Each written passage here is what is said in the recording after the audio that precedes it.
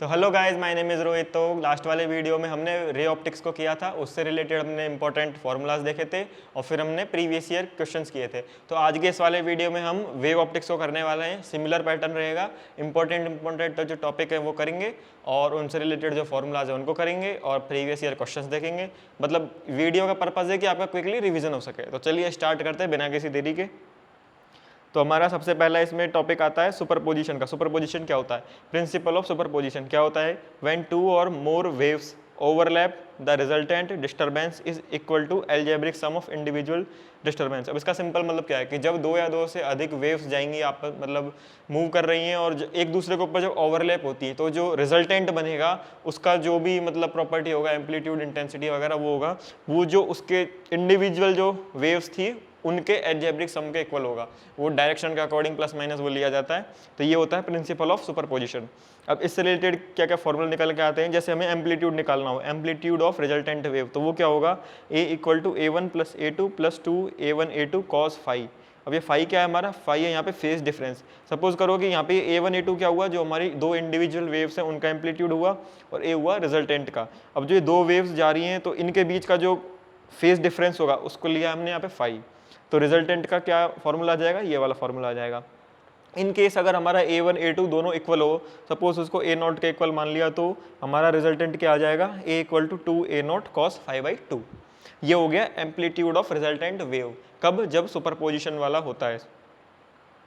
इसके बाद फिर हमारा आता है phase angle of resultant wave की। जो रिजल्टेंट वेव बनी है उसका फेज एंगल क्या होगा? उसका फेज एंगल होगा tan theta equal to A2 sine phi divide by A1 plus A2 cos phi. ये हो गया हमारा इसका फेज एंगल। फिर तीसरा हमारा आता है इंटेंसिटी ऑफ रिजल्टेंट वेव।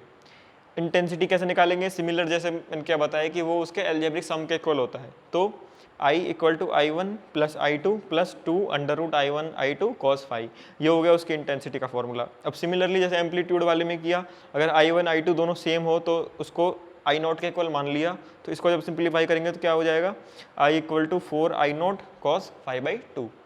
यहाँ तक ये हो गया हमारा phase angle and intensity of resultant wave. उसके बाद में ये एक नोट, मतलब एक ये फॉर्मूला, इसको भी याद रखना।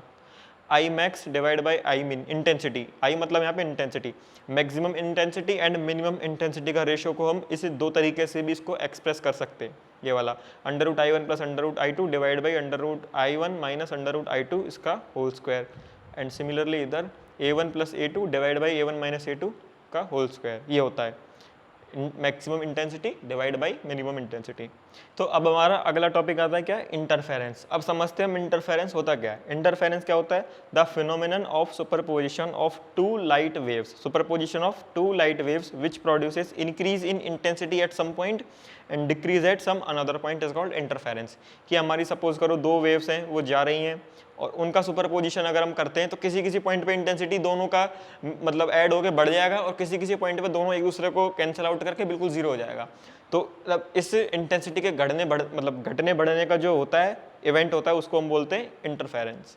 अब सिमिलरली जैसे उसमें करा था, अब इंटरफेरेंस के लिए कुछ फॉर्मूलाज क्या है? अब इंटरफेरेंस हमारा टू टाइप्स का होता है, कंस्ट्रक्टिव, डिस्ट्रक्टिव। कंस्ट्रक्टिव में क्या होगा कि दोनों का फेज एंगल मतलब सेम होगा या फिर उसमें जो डिफरेंस होगा वो 2 पाई 4 पाई 6 पाई ऐसे होगा। तो वो हमेशा मतलब एक दूसरे को ऐड होके और जो रिजल्टेंट होगा उसके एम्पलीट्यूड को इंक्रीज कर देंगे। ये होगा कंस्ट्रक्टिव टाइप। डिस्ट्रक्टिव में क्या होगा? उनमें जो फेज डिफरेंस होगा वो कितना होगा? पाई, 3 पाई, 5 पाई ऐसे होगा। उससे क्या होगा? दोनों वेव्स जो होंगी वो हमारी ऐसे मूव करेंगी। तो इसमें क्या होगा? ये एक दूसरे के इफेक्ट को कैंसल आउट करके और ख़त्म कर देंगे, जीरो, मतलब उधर जीरो इंटेंसिटी वाला वेव हो जाएगा। तो उसको बोलते हैं हम डिस्ट्रक्टिव इंटरफेरेंस। अब चलते हैं इसके आगे। इसके आगे अब हमारा आता है YDSE, Young's double slit experiment. ये इसी से मतलब ज़्यादा चांसेस होते हैं क्वेश्चंस में एग्जाम आने के, इस एक्सपेरिमेंट से और एक डिफ्रैक्शन वाले से। तो YDSE इसमें क्या होता है? ये एक पर्दा है, उसमें यहाँ पे दो स्लिट है, डबल स्लिट एक्सपेरिमेंट है। तो यहाँ पे ये डबल स्लिट है, दो स्लिट है, बीच का डिस्टेंस स्मॉल d।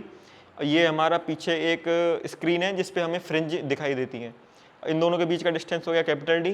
एंड हमने यहाँ पे ये x डिस्टेंस मान लिया कि जहाँ पे हमें पहली मतलब जो फ्रिंज दिखाई देगी उसका, और ये मीन जो पॉइंट है उससे लेंथ x है, डिस्टेंस x है। तो सबसे पहले क्या होता है? Path difference. पाथ डिफरेंस क्या होता है? एक वेव यहाँ से निकली, एक वेव यहाँ से निकली, इस पे से इस पे वो डाला, एक परपेंडिकुलर डाला, तो ये जो जितना एरिया है इसको बोलते हैं पाथ डिफरेंस। तो वो पाथ डिफरेंस क्या है, delta x equal to x small d divide by capital D, ये होता है हमारा पाथ डिफरेंस। अब इसमें दो केस आ जाते हैं, for bright fringe and for dark fringe.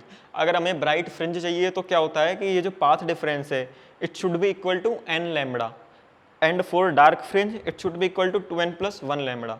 तो वही अब बस यहाँ पे इसकी जगह एन लैम्बडा पुट किया तो ये क्या हो जाएगा, इधर से एन लैम्बडा हो जाएगा, एंड यहाँ से एक्स का वैल्यू निकालेंगे तो कैपिटल डी ऊपर चला जाएगा, तो n lambda capital D divide by small t. तो हमारा फॉर ब्राइट फ्रिंज के लिए जो ये एक्स है, ये वाली डिस्टेंस है, वो कितना आ जाएगा, n lambda capital D divide by small d. Similarly dark fringe के लिए निकालेंगे तो 2n + 1 lambda capital D divide by small d, ये हो गया। एंड फिर हमारा एक और इधर फॉर्मूला बचता है, वो हमारा फ्रिंज का विड्थ, कि मतलब यहाँ पे जो हमें डार्क फ्रिंज या फिर जो ब्राइट फ्रिंज दिखेंगी उनका विड्थ कितना होगा। तो उसका विड्थ के लिए क्या फॉर्मूला आता है हमारा, lambda into capital D divide by small D, कि ये जो इसका फ्रिंज का विड्थ है वो लैम्बडा पे डिपेंड करेगा, कैपिटल डी पे एंड स्मॉल डी पे डिपेंड करेगा। तो ये होता है हमारा वाई डी। ऐसे इसमें ये 3 फॉर्मूलाज हैं इंपॉर्टेंट, इनको आप याद रखिए।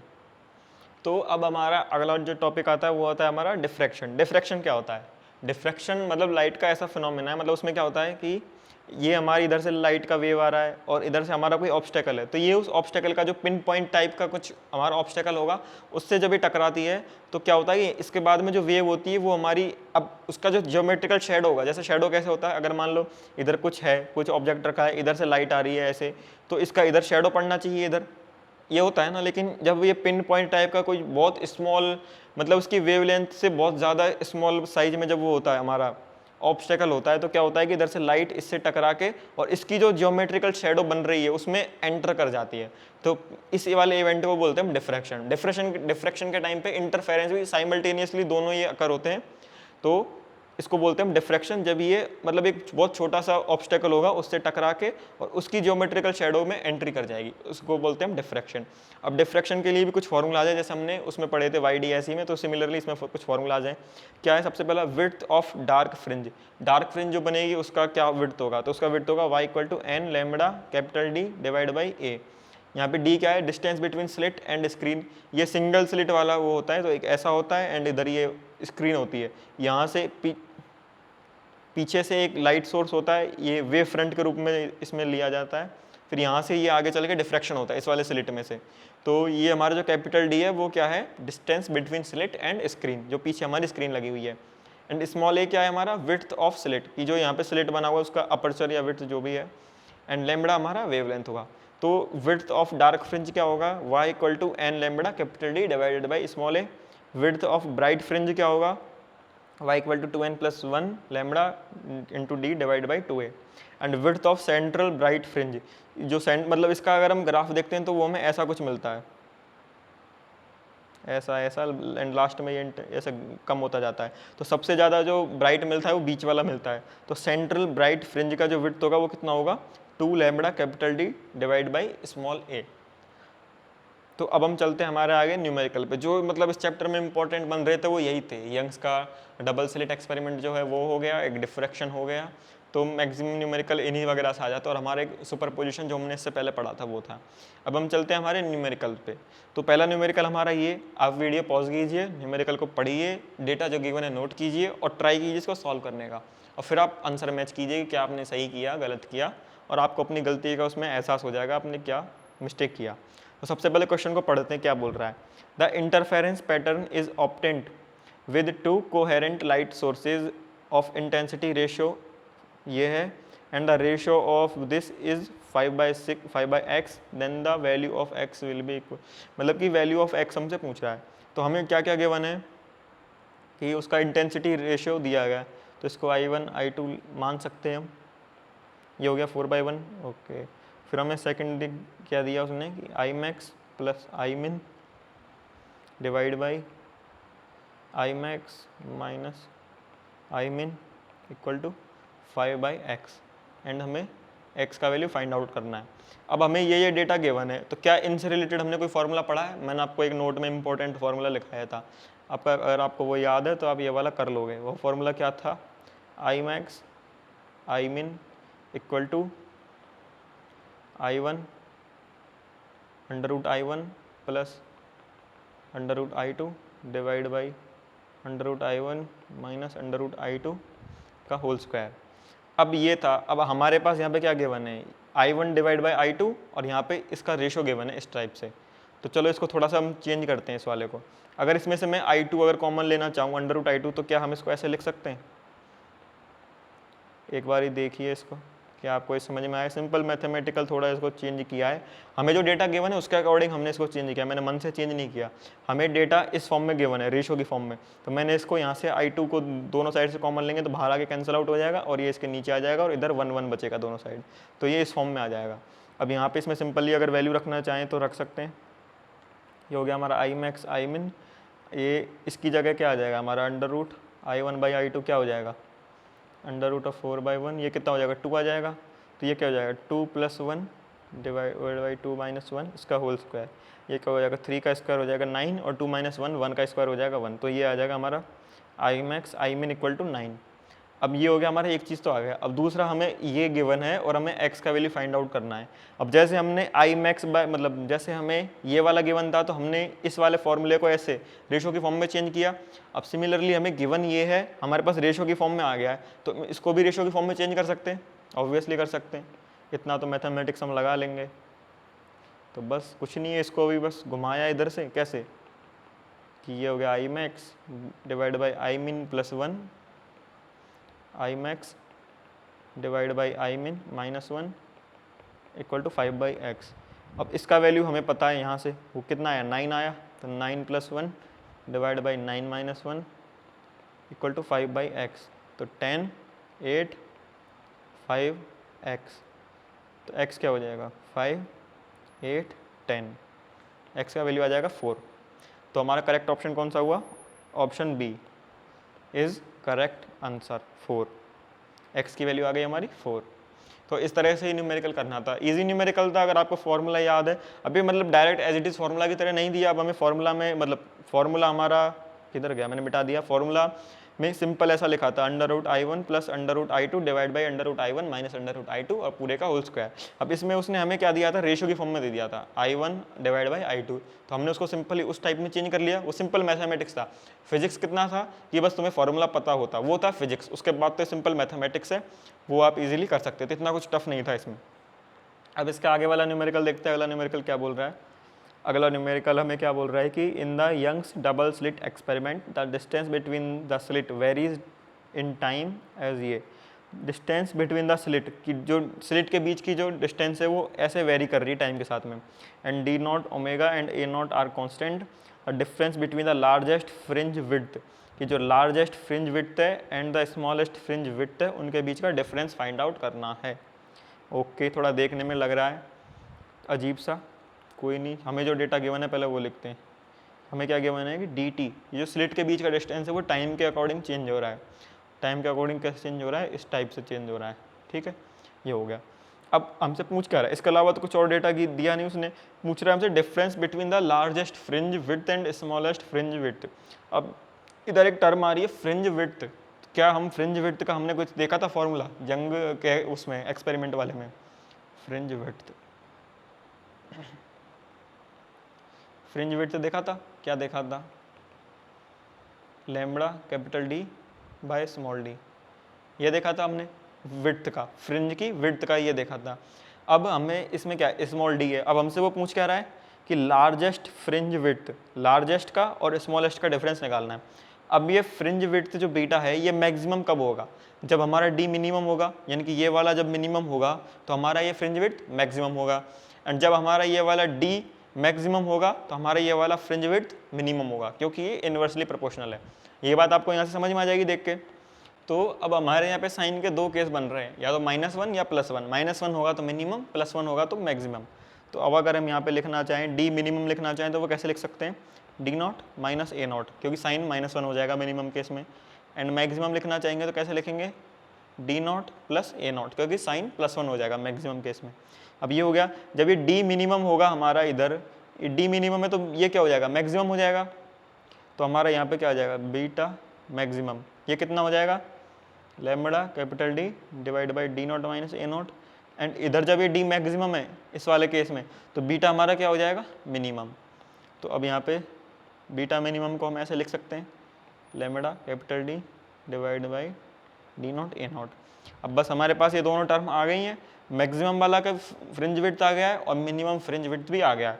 अब हमसे पूछ क्या रहा है, द डिफरेंस पूछ रहा है, तो बस डिफरेंस निकाल लेंगे इधर, simple, beta max minus beta मिन कितना आ जाएगा, यहाँ पे से ऊपर से लैम्बडा डी कॉमन ले सकते हैं हम, 1/d0 minus a0 1/d0 plus a0 ये आ जाएगा। अब इसको थोड़ा सिंपलीफाई कर लेंगे तो क्या आ जाएगा, d0 square minus a0 square, ऊपर जाएगा d0 a0 minus d0 plus a0, ये कैंसिल आउट हो जाएगा तो हमारा ऊपर क्या बचेगा, 2 lambda d a0 divide by d0 square minus a0 square, हमारा ये आ गया। इधर ही कौन सा ऑप्शन मैच हो रहा है, 2 lambda d a0, 2 lambda D capital d0 आ रहा है, ये वाला सेकंड वाला मैच हो रहा है, 2 lambda d a0 divide by d0 square minus a0 square, ये वाला। मतलब हमारा यहाँ पे क्या, B option is correct answer. अब ये भी क्वेश्चन ईजी था, मतलब आपको बस समझना था क्वेश्चन में पूछना क्या चाह रहा है एक्चुअली। हमने सबसे पहले डी को देखा, लिख लिया, अब हमें ये चीज़ उसने कांस्टेंट दी है, ठीक है। फिर आया इधर टर्म आई फ्रिंज विड्थ, हमने उसका फॉर्मूला देखा, अब उसके फॉर्मूले में हमें डी का रिलेशन मिल गया।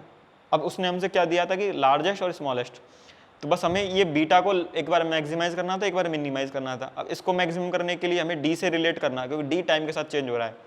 तो जब ये मैक्सिमम कब होगा, जब हमारा डी मिनिमम होगा, और डी मिनिमम कब होगा, जब हमारा साइन ओमेगा टी मिनिमम होगा। सिमिलरली ये मैक्सिमम कब होगा, जब ये मिनिमम होगा, और ये मिनिमम कब होगा, जब ये मिनिमम होगा। तो बस हमने वही किया, एक बार यहाँ पे माइनस के ले लिया, साइन की जगह -1 इसका मिनिमम वैल्यू, और एक बार +1। अब यहाँ पे इसको सिंपली फॉर्मूला इंपुट किया, डिफरेंस निकाला, तो हमारा आंसर आ गया। ऑप्शन बी हमारा करेक्ट आंसर मैच हो रहा है। अब चलते हैं अगले वाले न्यूमेरिकल पे। अब देखते हैं अगला वाला न्यूमेरिकल हमारा क्या बोल रहा है।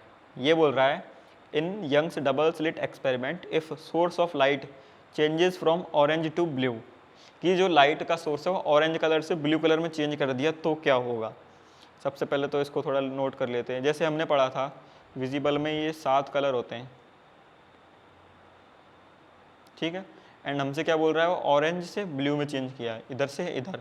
जब ऑरेंज से ब्लू में जाते हैं तो क्या होगा, हमारा लैम्बडा डिक्रीज होगा एंड फ्रिक्वेंसी बढ़ेगी, ठीक है। अब यंग का डबल स्लिट आ गया, अब उसमें क्या क्या उसने दिया है, the central bright fringe will become a dark fringe, the distance between consecutive fringe will increase, the distance between consecutive fringe, इसको क्या बोलते हैं, इसको बोलते हैं fringe width. The distance between consecutive fringe will increase, वही है, the intensity of minimum will increase, ये अब हमारे यहाँ पे फ्रिंज विड्थ का हमने फॉर्मूला देखा था यंग डबल स्लिट में, क्या था lambda into capital D divide by small d, ये था। अब हाँ, यहाँ पे हमारा लैम्बडा आ रहा है इसमें, है ना। अब देखो हम जब ऑरेंज से ब्लू की तरफ जा रहे हैं तो क्या हो रहा है, लैम्बडा डिक्रीज हो रहा है। जब लैम्बडा हमारा डिक्रीज होगा तो हमारा ये फ्रिंज विड्थ भी डिक्रीज होगा। तो हमारा जो ये ऑप्शन बी था, the distance between consecutive fringe, मतलब कि फ्रिंज विड्थ विल डिक्रीज होगी ऑब्वियसली, क्योंकि जब लैम्बडा डिक्रीज होगा तो ये विड्थ भी डिक्रीज होगी, क्योंकि ये डायरेक्टली प्रोपोर्शनल टू लैम्बडा है। तो इस हिसाब से हमारा option B is correct answer. ये भी इजी था, बस आपको फॉर्मूला देखना था, थोड़ा उसको समझना था उससे क्या बोलना चाह रहा है, ऑरेंज से ब्लू में जा रहा है तो क्या चेंज होगा, और उसके अकॉर्डिंग हमने फॉर्मूला देखा, रिलेशन निकाला और इजीली हो गया। इसके बाद चलते हैं हमारा लास्ट न्यूमेरिकल, ये क्या, अब इसको देखते हैं क्या बोलना चाह रहा है। In Young's double slit arrangement slits are separated by a gap of 0.5 mm। Young का डबल स्लिट एक्सपेरिमेंट का फिगर ऐसे बनता है कुछ, एंड इधर वो होता है, ये स्क्रीन होती है, एंड इधर क्या बोला है, slits are separated by a gap of इतना, and the screen is placed at a distance of इतना, and the distance between the first and third bright fringe formed when the slits are illuminated by monochromatic light of इतना। सबसे पहले हमें जो data दिया है वो नोट कर लेते हैं। Slits are separated by a gap, मतलब स्लिट के बीच की डिस्टेंस आ रही है ये, अगर आपको फिगर याद हो तो ऐसा फिगर होता है इसका, एक्सपेरिमेंट का फिगर, ये होता है कैपिटल डी, स्लिट्स के बीच का डिस्टेंस होता है स्मॉल डी, ये था। तो अब ये क्या बोल रहा है कि slits are separated by a gap, यानी कि स्मॉल डी दिया हुआ है हमें 0.5 mm, and screen is placed at distance of 0.5 metre, तो ये हो जाएगा हमारा कैपिटल डी 0.5 मीटर, ठीक है, ये हो गया। And the distance between the first and third bright fringe के बीच का डिस्टेंस निकालना है, और हमें क्या दिया है, वेवलेंथ दिया है कितना, इतना एंगस्ट्रम में, ठीक है। अब फ्रिंज मतलब ब्राइट फ्रिंज दिया है। अब मैंने आपको एक और लिखाया था डिस्टेंस वाला कि ब्राइट फ्रिंज के लिए क्या होना चाहिए, जो पाथ डिफरेंस था वो एन लैम्बडा के इक्वल था। मतलब क्या था हमारा पाथ डिफरेंस, क्या था, डेल्टा एक्स था। डेल्टा एक्स को हमने एन लैम्बडा के इक्वल किया, फिर वहाँ से हमने एक्स का वैल्यू क्या निकाला, n lambda capital D divide by small d, ये था ब्राइट फ्रिंज के लिए। अब ब्राइट में भी वो कौन सा बोल रहा है कि फर्स्ट एंड थर्ड के बीच का डिफरेंस निकालना है। अब फर्स्ट के लिए क्या पुट करेंगे, एक्स की जगह सॉरी एन की जगह 1 पुट कर देंगे तो क्या हो जाएगा, ये हो जाएगा। एंड थर्ड फ्रिंज के लिए निकालेंगे तो क्या, एन की जगह 3 पुट करेंगे तो क्या हो जाएगा, 3 lambda D by small D. अब यहाँ से इन दोनों का डिफरेंस निकालना है, x3 माइनस x1, तो क्या हो जाएगा 3 lambda capital D divide by small D minus lambda D divide by D, तो क्या बचेगा हमारा 2 lambda capital D divide by small D. अब हमारे पास सारा डेटा गिवन है, इसमें सिंपली वैल्यू रखना है।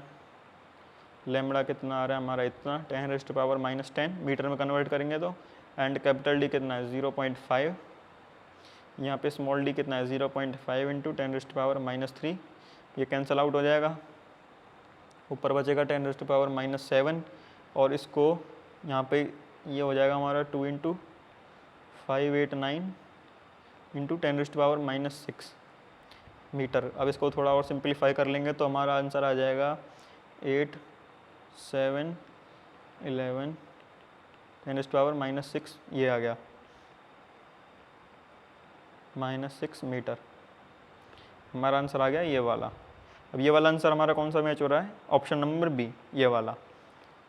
तो हमारा करेक्ट ऑप्शन है ऑप्शन नंबर बी, और ये हमारा आंसर आ गया। अब बस इसमें आपको सिंपली ये वाला, अगर आपको कंसेप्ट याद था कि ब्राइट फ्रिंज के लिए कैसे निकालना, क्या फॉर्मूला था, तो ब्राइट फ्रिंज के लिए ये वाला फॉर्मूला था एन वाला। अब हमसे क्या पूछा, फर्स्ट एंड थर्ड का पूछा, तो फर्स्ट के लिए n = 1 इधर रखा, थर्ड के लिए n = 3 रखा, दोनों का डिस्टेंस आ गया, और डिफरेंस पूछा था तो यहाँ पे हमने डिफरेंस निकाल लिया, सिंप्लीफाई किया, कैलकुलेट किया, तो आंसर आ गया हमारा। बस इजीली क्वेश्चन हो गया। तो ये था आज वाला वीडियो, ये मतलब जल्दी क्विकली इसमें रिवाइज करवाना था। इंपॉर्टेंट जो टॉपिक्स लगे मेरे को, फॉर्मूलाज लगे, वो मैंने आपको यहाँ पर रिवाइज करवाए, प्रीवियस ईयर उनसे रिलेटेड क्वेश्चंस करवाए। अगर आपको कोई डाउट रहता है तो आप कमेंट सेक्शन में जाकर पूछ सकते हैं। डिस्क्रिप्शन में आपको एक व्हाट्सएप ग्रुप का लिंक मिलेगा, उसको जाके आप ज्वाइन कर सकते हैं, डायरेक्टली हमसे क्वेश्चन पूछ सकते हैं, शिवम सर से, अंजेश सर से। अगर आपको कोई भी डाउट होता है, मैथ्स में, फिजिक्स में, किसी भी चैप्टर में डाउट होता है, तो आप डायरेक्टली वहाँ हमसे पूछ सकते हैं। तो थैंक यू गाइज, मिलते हैं अगले वीडियो में। तब तक आप पढ़ते रहिए, अपना प्रिपरेशन करते रहिए अगले अटेम्प्ट के लिए। Thank you.